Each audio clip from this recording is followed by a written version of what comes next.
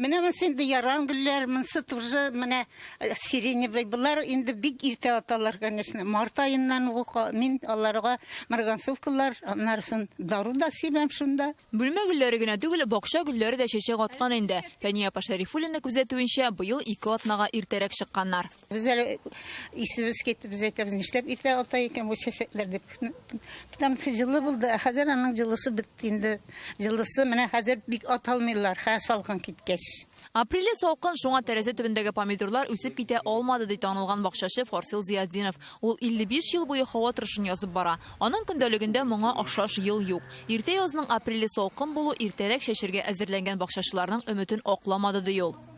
5-5 майлардан алып 15 майларга кадәр инде иң яхшы бакчада эшләрне башкарырга кирәк. Майҗылырак булачак, чагыштырмача алдагы елларга караганда.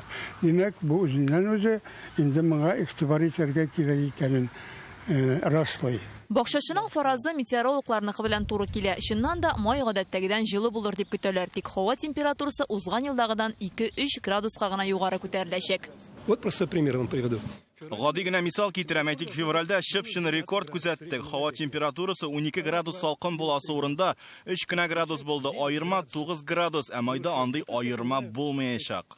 Җылы майга кадәр апрель салкынына түзәсе бар. Бу атнада көньяктан килгән циклон сәбәпле суыта, яңгырлар явачак, яшен булуы да ихтимал.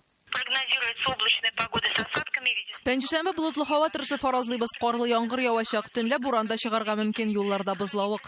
Әлегә кояшта җылынып утыручы чәчәкләр бу атнаның карлы яңгырына түзәрме? Түзсәләр, май кояшында җылынырлар иде. Фирүзә Мәҗитова, Алмаз Зияддинов, Яңа Гасыр каналы.